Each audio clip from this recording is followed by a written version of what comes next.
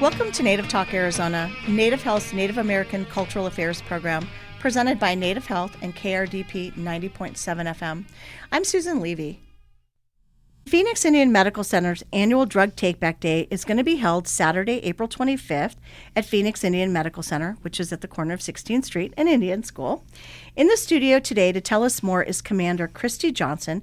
She's the Deputy Chief of the Outpatient Pharmacy Services at Phoenix Indian Medical Center, or PIMC.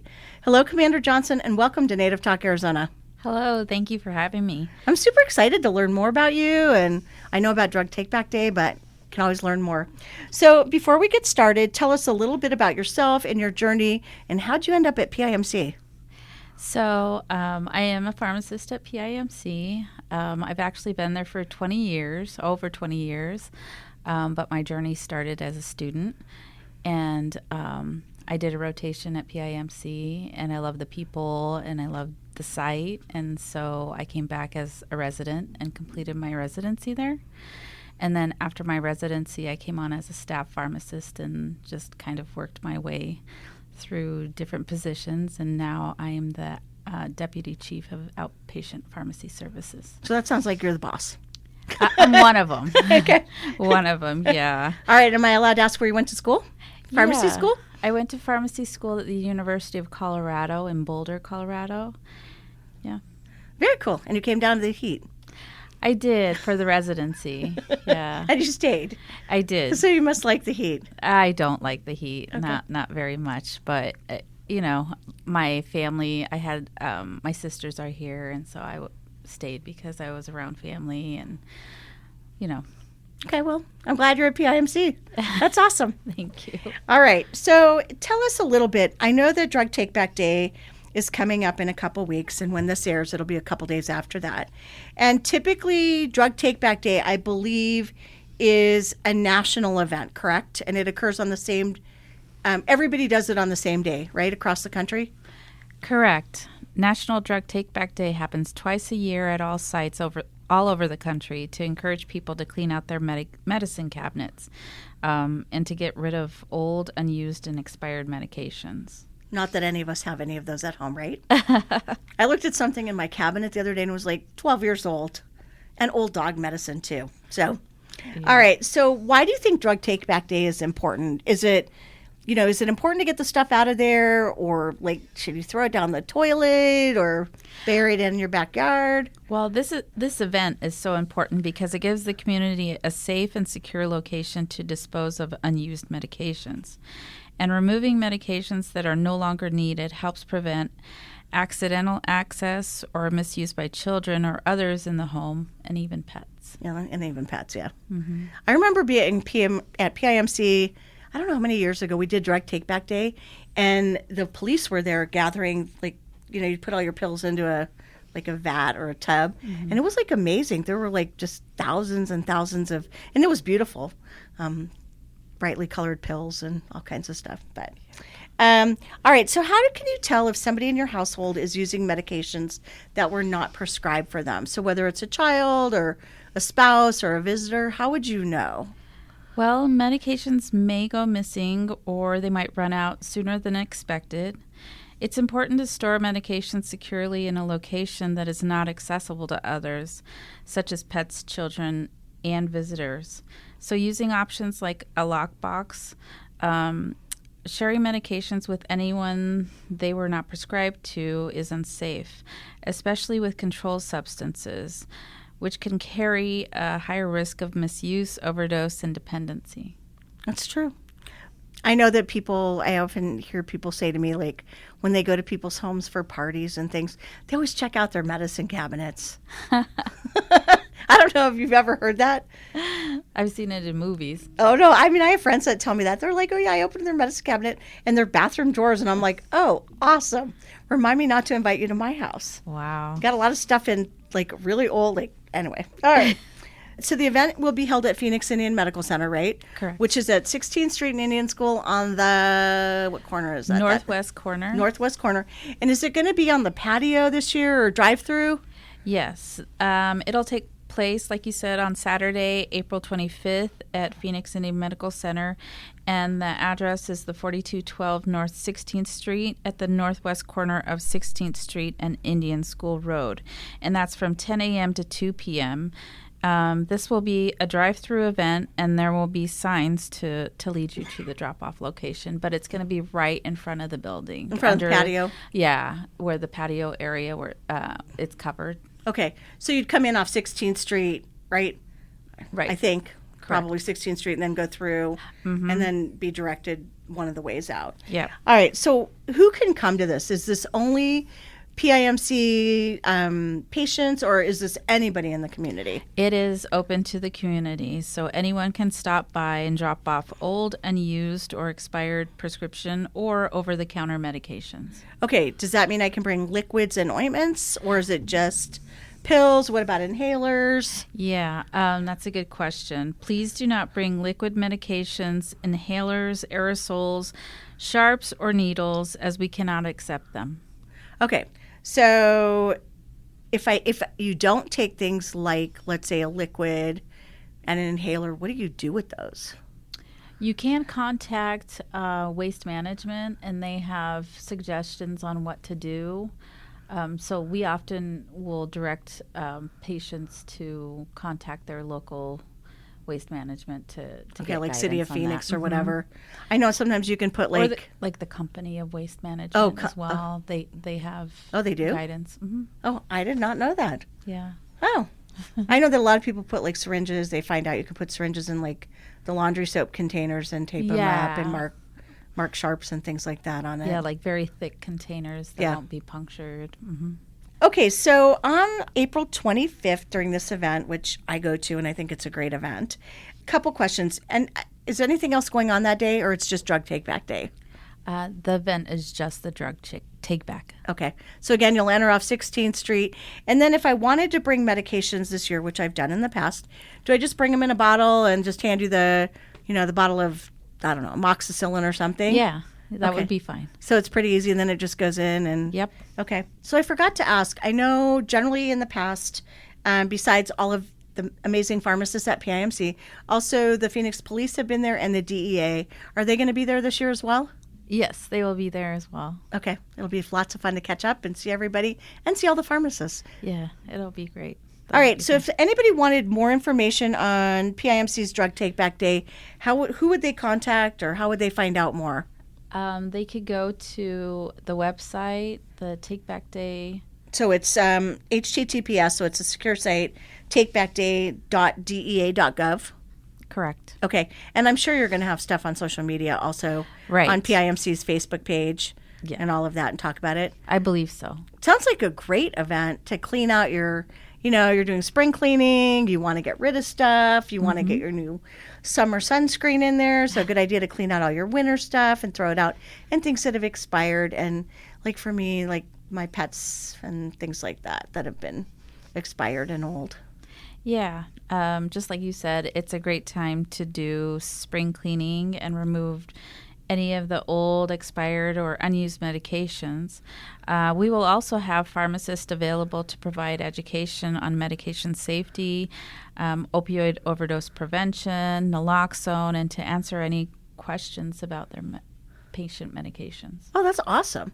So they'll be able to come and talk to you. Yeah. That's going to be fun. I mean, lots of questions, drug interactions and things like that, and sun sensitivities and things like that. Yeah. That's amazing. We'll all right. Well, it sounds like it's going to be a fun event. I will be there. I'll be cleaning out my medicine cabinet and then bringing a bunch of stuff by and saying hello. Great. We'll see you there. Thank you for coming on. You are welcome. Up next on Native Talk Arizona, Brooke Davis will tell us about the upcoming Missing and Murdered Indigenous People Awareness Day coming in May. Support for KRDP 90.7 FM comes in part from Native Health, with 2 locations in Phoenix, 4041 North Central Avenue, Building C, near the corner of Central Avenue and Indian School Road, and at 8800 North 22nd Avenue. Native Health is also located in Mesa at 777 West Southern Avenue, near the corner of Southern Avenue and Extension Road. And Native Health provides primary medical services at the new Guadalupe Health Center, 6725 South Priest Drive in Guadalupe. Native Health provides primary medical, dental, behavioral health, WIC, and wellness services for the urban Native American community. For more information, call 602-279-5262 or visit our webpage at nativehealthphoenix.org.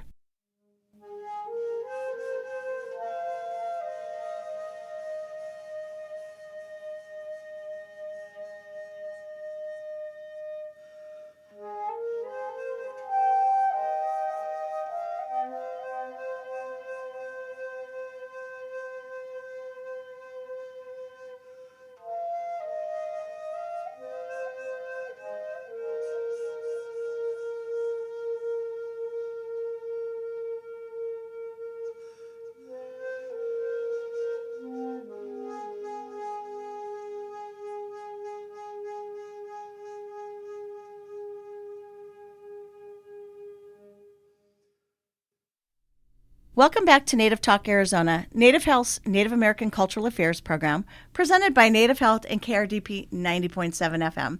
I'm Susan Levy, and with us today is Brooke Davis, Native Health's Behavioral Health Case Manager, and she specializes in domestic violence prevention and education, and she's going to tell us more about the upcoming Missing and Murdered Indigenous Relatives Awareness Day, which is held annually on May 5th.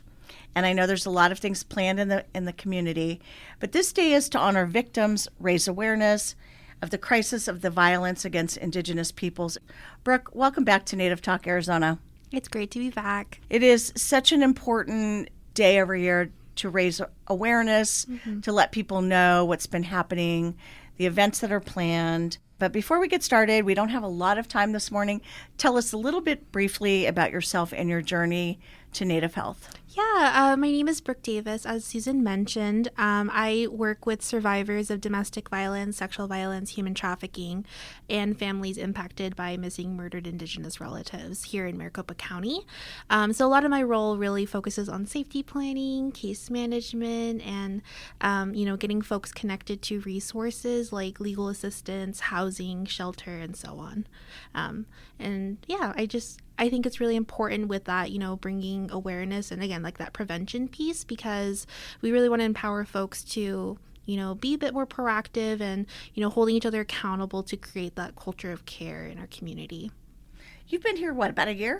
9 months. Okay, seems like a year. All right, you're getting closer. All right, so I know that May 5th is Missing and Murdered Indigenous Relatives Day, or used to be called MMIP or MMIW. Right. And I know it's kind of evolving to MMIR. So what is going on that day? I know that you've been planning different activities at Native Health, but I also know there's some large events in the community. Yes. So MMIR Day, it's the National Day of Recognition and Awareness. So really it's just a day, focused on calling to action, bringing communities together to, again, highlight and address, these concerns in our communities.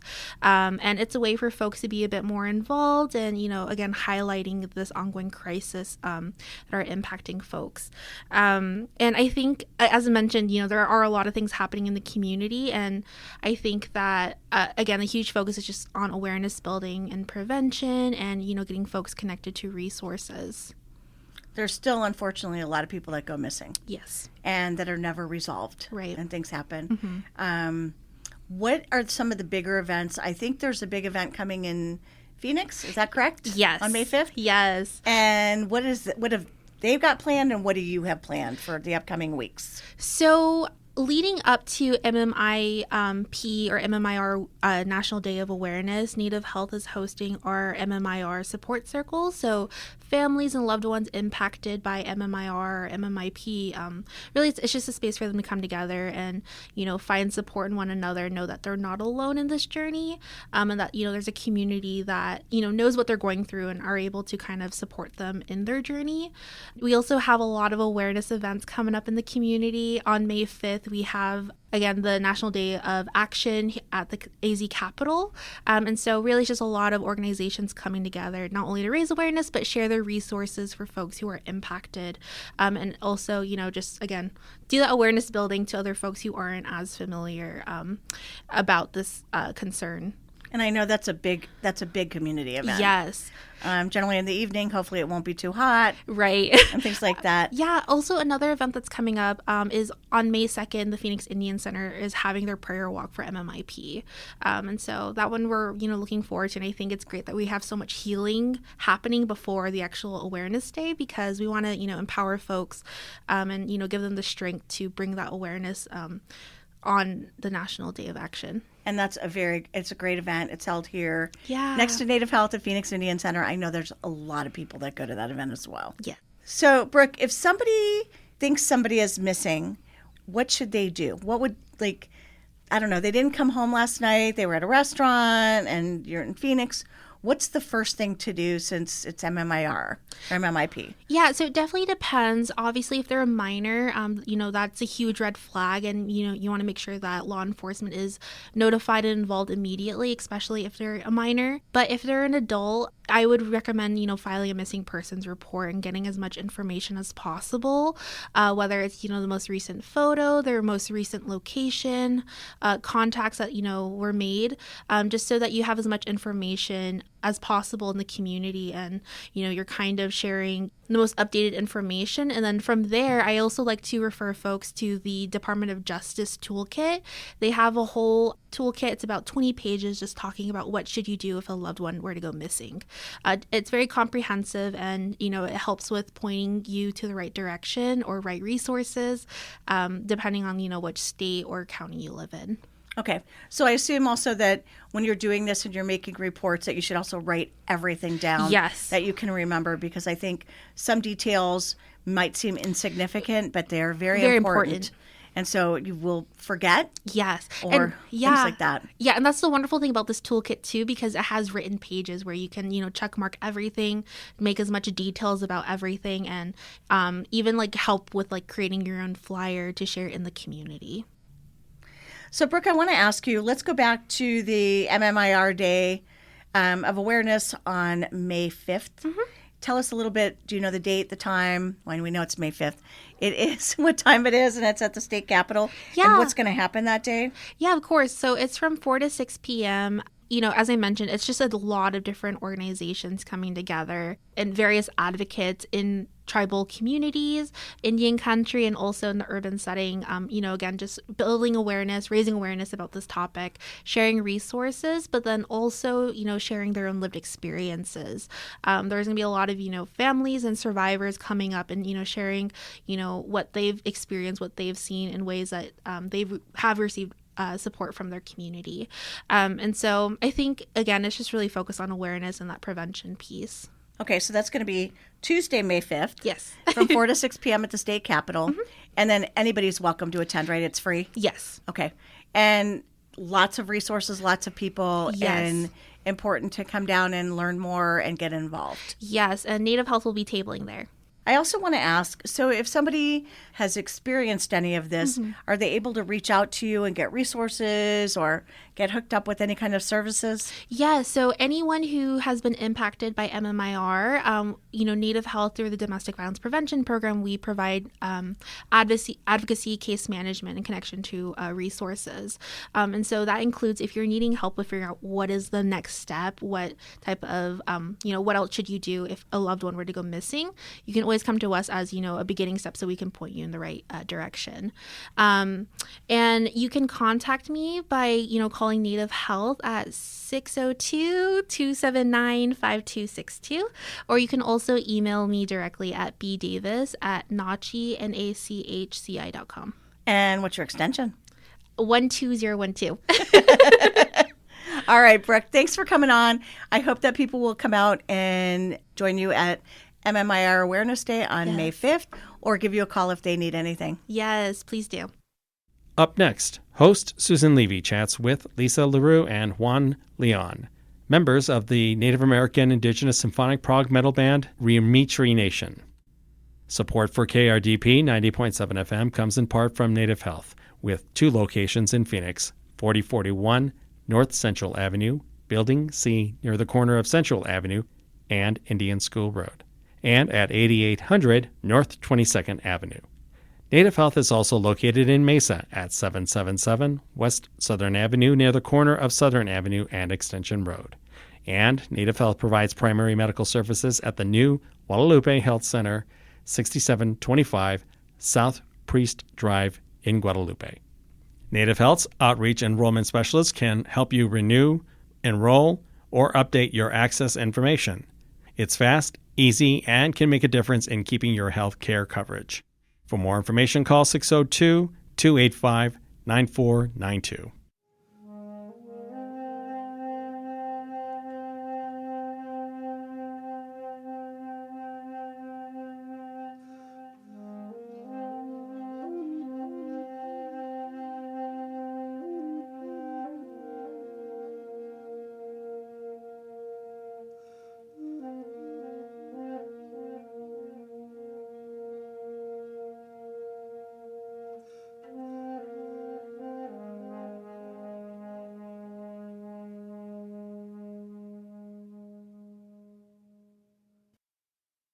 Welcome back to Native Talk Arizona, Native Health's Native American Cultural Affairs program, presented by Native Health and KRDP 90.7 FM.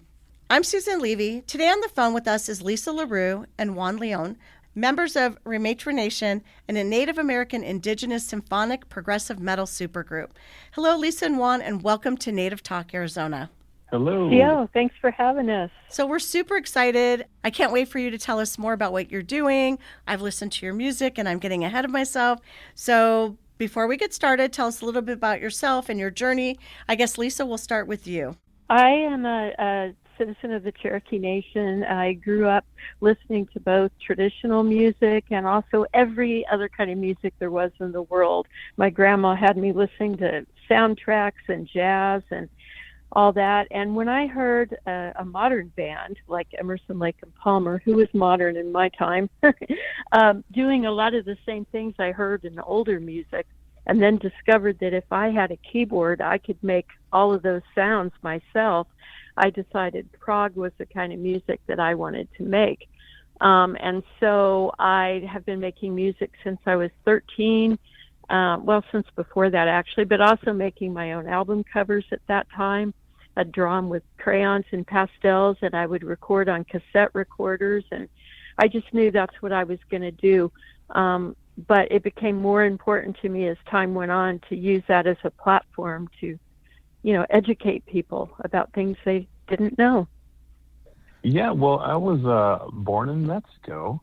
Came over when I was 3 months old, and I am of Yaqui and Tarahumara descent. And around my house, there was always music in the air. My dad played guitar. My grandfather was a musician, and my uncle was a musician. They were both named Juan as well.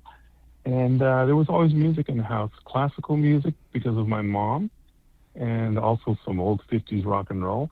My dad liked more traditional folk music from Mexico. And I loved punk rock and hardcore, but I really got into prog rock when I heard my first Rush song. And it was one of my inspirations. And I picked up the bass, played drums in high school, picked up the bass in high school. And I've just been on this musical journey ever since. And I love prog, fusion, all kinds of music, but I feel most at home for progressive rock. Instrumental rock, particularly stuff by Trey Gunn Band, I love very much. I love bands like Red Sparrows, who are what they call post-prog and post-rock. And pretty much, if it's got a good beat, good guitars, bass, drums, I'm all over it, man. All right, well, you're bringing back some old memories. Would you say Emerson, Lake and Palmer and Rush? So it sounds like you both started playing when you were younger. And then you both kind of mentioned a little bit like who you draw inspiration from. But tell us about this new project, the Remaitre Nation. Tell us about the name. How did you meet? How would you describe the sound of it? The name Remaitre Nation just kind of came to me one day, and it really did. It just kind of came to me because I do a lot of community work with a local Native community education and land back projects.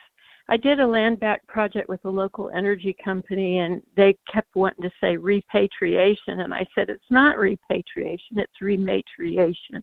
You know, we're the women care for the land, and we're bringing this back to our people, and we're taking it away from the patriarchy and that whole thing. And rematriation, all of a sudden I looked at it one day and I said, oh, but we are nations, and that's how we can get it back. And so, you know, we have this power of being a nation. And so it just kind of came together, rematrination, you know, and gave power of all of the tribal nations coming together. And I sort of saw that's what we were doing, because all three of us, Juan and I and Carolina, all have very different Indigenous and tribal backgrounds. But what really worked well is that all three of us are passionate about music, but we're also passionate about our cultures and about education, and that we had all of these musical interests. Each one of us have all of these varied interests that when we brought them all together, it became a genre of music that there really is no name for. And that's what I really love about the project. So the lyrics were mainly focusing on women's power. And, you know, it starts from, like, we even have a song in there about Lucy, who the scientists say was the very first woman, the mother of mankind. So it kind of started with that, but then it went on to, you know, even include one of my favorite tracks, which is Ceremony Beyond the Fence, about how during the boarding school era, the mothers would all come to the school and hold ceremonies on the other side of the school fence so that the children could still hear the songs, even though they were inside the schools trying to, you know, supposedly sleeping at night. They're very passionate songs about events in our history, but they're also very educational songs for people that might not be aware of those things. First of all, my biggest, most sincere gratitude to Lisa for inviting me into this project. Lisa and I are signed to the same label. I didn't know about her, she didn't know about me, and she heard. So she reached out to our label president, and he got a hold of me. So we ended up connecting, and she told me about the project she was doing and if I was interested in playing. And I said, absolutely. It turns out she had played with some of my favorite musicians. Don Schiff was an amazing stick and NS stick player. So I was like, yeah, I'm on board. So she sent me tracks, and I was blown away by just the arrangement and the orchestration, and Catalina's vocals are just amazing. And so I laid down different parts for different songs. I got some direction from Lisa on what she thought would sound best in certain parts, and what instrumentation she thought would sound best. But other than that, she let me do my own thing. So I've got Native American flutes in there. I got fretless bass, 12-string bass, and some NS deck and other instruments. And for me, it is the first project that I feel really speaks to my roots.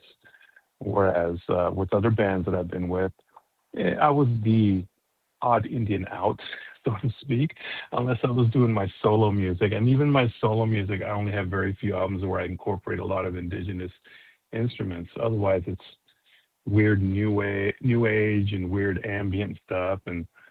But this band, even though it's not a traditional Native American band, you can hear the influences, and it definitely has a deeper message and a deeper connection to my roots than any other project I've ever been in. And I'm extremely proud to be a part of it. I'm exceedingly excited. I can't wait till everybody gets to hear the whole album. And thank you, Lisa, for inviting me on this incredible journey. I really appreciate it. Oh man, you have brought so much to the project. It's you know, I love to do exactly what you mentioned. I love to let people be themselves, but especially when they're as creative as Juan is. Juan is very, very creative, and that's one of the things about this band. I've been dealing with the Native American music scene for quite a while, and at that time it was still very limited. Like, well, we want it to be Native. You know, everybody listening was like, that doesn't sound Native. You know, it sounds like Yanni or something, Mm. And now I think we're getting to the point where it's like, but it is native music because natives made it, and natives are speaking, and we have our voice and telling our story. And so all of those things are incorporated in our music. It may be a little prog, it might be a little symphonic rock or metal even. I mean, Carolina even does some, throat kind of guttural kind of. There's so many words for it. Oh, yeah. Only she does it the way she does. But she's so great. But yet at the same time, she's got some of her background, her tribal chants, which are in the song that she did, and she combined those with what I was writing about, which was actually Cherokee stomp dance. They're very different from each other, but yet they're both our roots and our traditions, and we put them together in one piece like that. So it's really, like I said, a genre that has no description. There's a little bit of everything in there, and that's what makes it so unique. I've never heard a Native American band with doing all of these things on one album, and I'm really excited to see what the reception is on it. You released a single earlier this year, and it's called Nothing New Since 1492. And it is beautiful. I love the piece. Can you tell us, one, what does the title mean? And just tell us more about the song, the meaning behind it, and anything else you want to talk about. Nothing new since 1492. It's such a true statement. I swear, I think of it every day when I look at the news or something. I'm like, well, this has been going on ever since the settlers came here. The same kind of treatment of people or colonization. A lot of what's going on in the news right now is really just forced colonization. I started looking at the news, and I would be like, well, so they're incarcerating brown people for being brown. Well, that's nothing new, but they're all acting like, this is some terrible new thing that's happened. But where it really struck me was during the government shutdown, there was a lady I know locally. She's not Indigenous. She made a social media post about how horrible it was. They live out in the country, and the telehealth service had been terminated, and how awful it was. They're now going to have to drive a whole 45 minutes into town, to go to the doctor. And I was sitting there thinking to myself, what are you talking about? I mean, I don't live on my reservation, and there's no Indian Health Services hospital nearby. If I need to go to get my Indian Health Services, which are trust responsibility, I have to drive 4.5 hours to get there, and this is something that's that way every day for me, not just during the shutdown. And so the title, Nothing New Since 1492, simply meant to me that these things have been happening to Native people ever since the settlers first came here, and now the settlers are starting to be affected by it, and they still don't get it. That might be a little strong, but that's what it was about, and that's what inspired it. And Juan, when you saw the lyrics, did you kind of have that same impression with it, or? Yeah, I mean, obviously, my experience is different than Lisa's. Lisa being traveling enrolled and stuff, and because I came over from Mexico when I was 3 months old, my parents had already been living in the United States as part of the. My dad came over as part of what they call the Bracero movement, which was during the Korean War and stuff. They needed, because of all the servicemen that had gone overseas to fight the war, they didn't have anybody to pick the fields. So my dad came over on this program, and he was given passes to the United States, and they would work the fields. And so that's how he came over to the States while my mom was back in Mexico. They were newlyweds. And they eventually were able to get my mother to the United States. She got pregnant. They wanted their firstborn to be born around family, so they went back to Mexico. I was born, came over after 3 months, and grew up in a family of migrant workers, living on food stamps and paycheck to paycheck, and being looked at a little different sometimes because of the clothes I wore, because I was poor. So it was a poor migrant worker experience for me, and noticing some of the prejudice that were held against my father, who for the longest time, my father kind of downplayed our Indigenous background because I think he felt that it was going to hurt us in the United States. And I kind of carried that for a while until I went to do an outreach program in a state prison in California. And after we were done with the outreach program, we were playing music and stuff.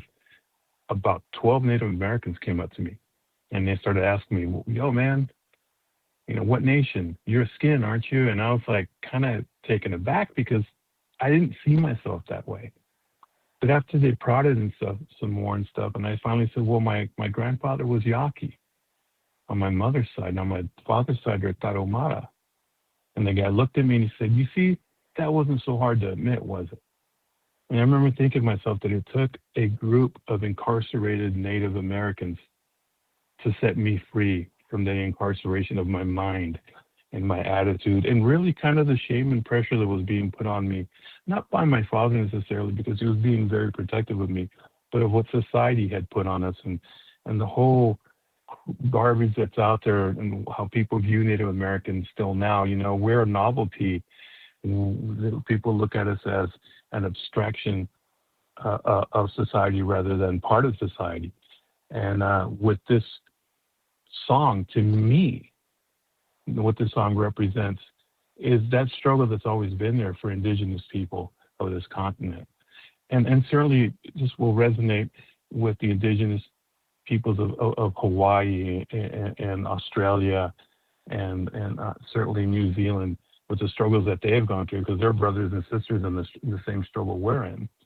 So that's what that song means to me and how powerful it resonates with me in that regard. And I hope that it resonates with both Indigenous and non-Indigenous people.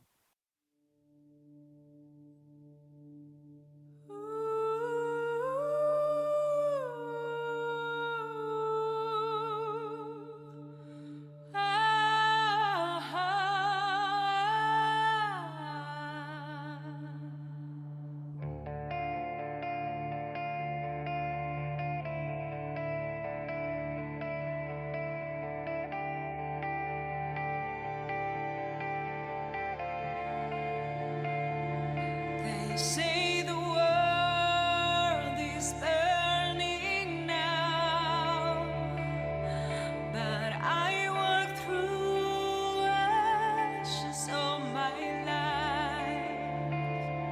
They scream for justice in the streets.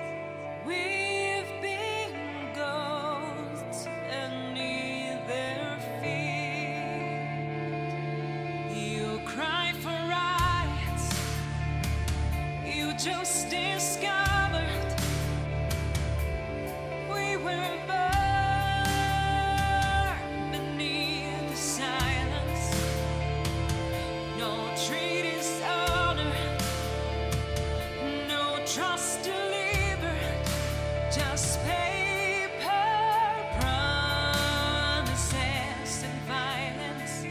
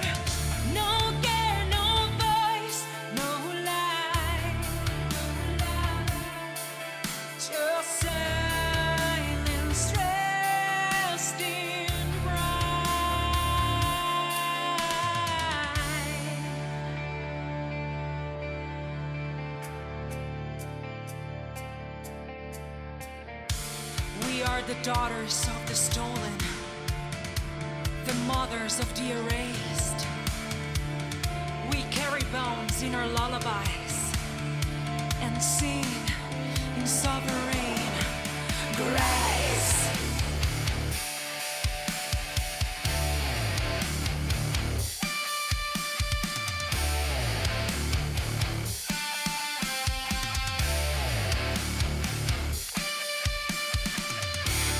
Nothing new since 1492. We fled beneath your love. You're shaken by the tremors. We flee through every flow. Nothing new since 1492. I think it's going to resonate with everybody.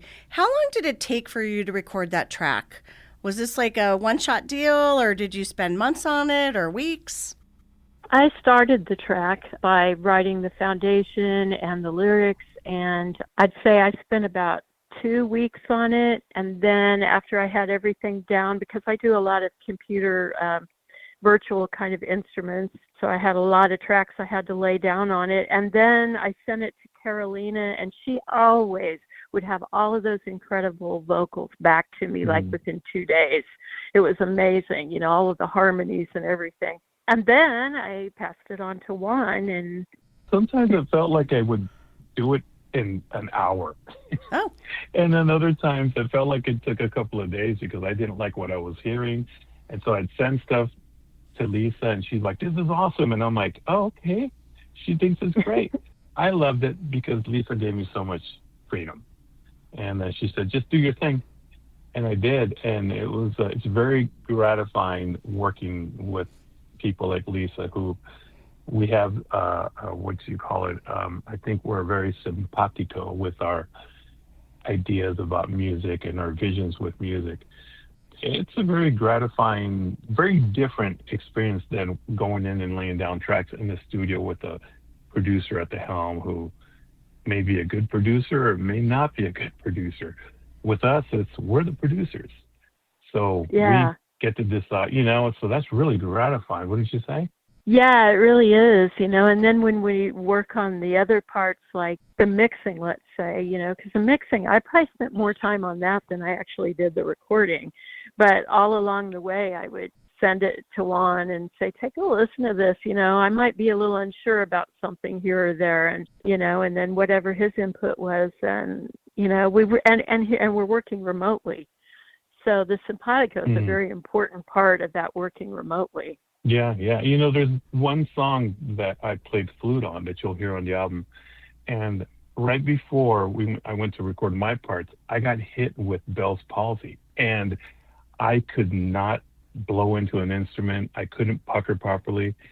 So I had to find a different way of playing my flute.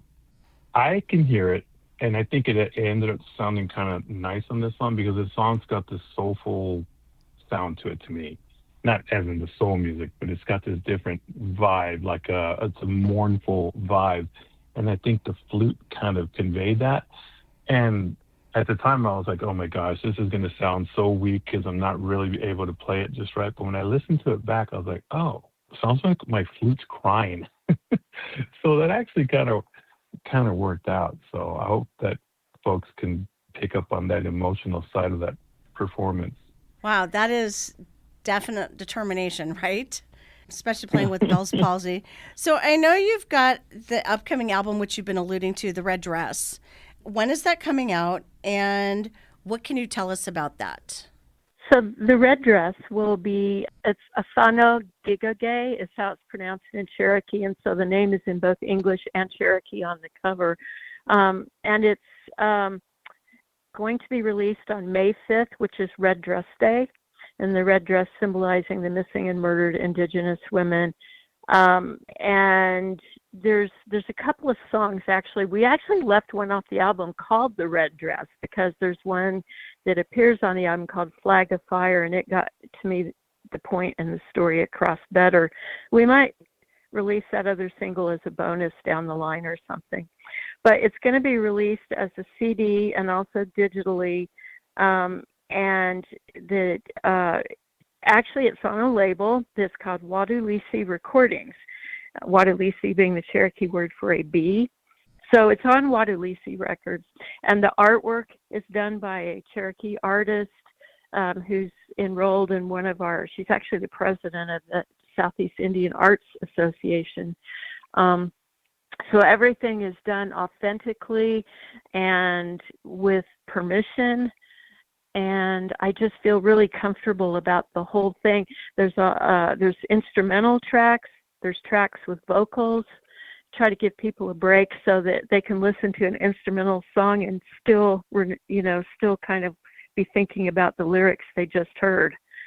And I am putting an insert in with it as well that we designed that has information on the whole missing and murdered Indigenous women cause. I hate to say cause, it's not a cause, but situation. And where people can go find out more about that. Because I have to remember that even though we have our Native audience, we're also going to have an audience of non-Native people that really don't know anything about all of this. So it may seem kind of patronizing sometimes for us to explain things, like most Native people are like, I know all about that. I know what you're talking about. But it's the other people that we're trying to reach as well. May 5th, obviously MMIP Day or MMIW or MMIWNR. I think that'll be a great thing. And I know on the cover, who did the artwork for that? Her name is Mary Lupton. And as I said, she's a Cherokee artist, one of my favorite artists right now. And that was a piece that she had done about a year previous to when I licensed it from her. And she had done it with the hopes of the proceeds going to an MMIW organization. So that's what we decided to do, is that the amount of money that I licensed it from her for, that money was immediately donated to the organization. And I intend to do that with some of the proceeds from the selling of the album as well. I thought the artwork was also beautiful. I was looking at the cover. So do you tour, or is everything just online? And if people wanted to figure out or wanted to listen and find out more, do you have shows or concert, or what's the best way to kind of listen to your music and get ready for your May 5th release? Yeah, so we're not touring because we all live so very far away from each other, and the logistics, just especially in today's world, would make it very hard and difficult to accomplish and not really safe. But we're very transparent, and we're available to answer people's questions, to talk with them or whatever. If you can listen to us on Bandcamp or Spotify or any of those platforms. And they can also come to my website, which is lisalaruemusic.com, and it directs you to Rematronation and to all of the resources. It even has a link to Juan's website. So going to that one website, you can find out information about it all. And then you said they can download the current Nothing New Since 1492 currently, and then they'll be able to download the digital album when it comes out, correct, in May?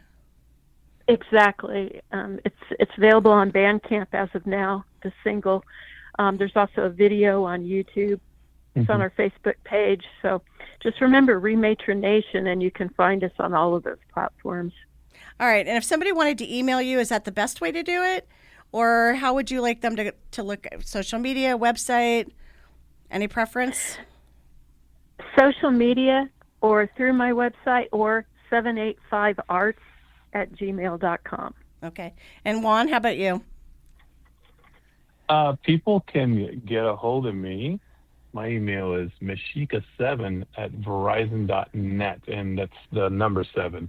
Okay. How do you spell Mashika? My web, it's M as in Michael. ESHICA, the number 7 @verizon.net. Okay. And you can also find me on Bandcamp as well. And I've got several projects on Bandcamp. So if you just type in Juan Arleon on Bandcamp, and I'll have links there to my other projects too. Well, it has been such a pleasure chatting with both of you. I really, really love the single that you got out now. And I did put on my calendar May 5th to listen for the drop. And I think the artwork, and I just think it's what a beautiful thing you're all doing, and the music and what it means, and I wish you the best of luck and success, and I know the drop will be a huge hit. So good luck, and can't wait to chat with you in a few months and hear how it's going. Thank you so very much.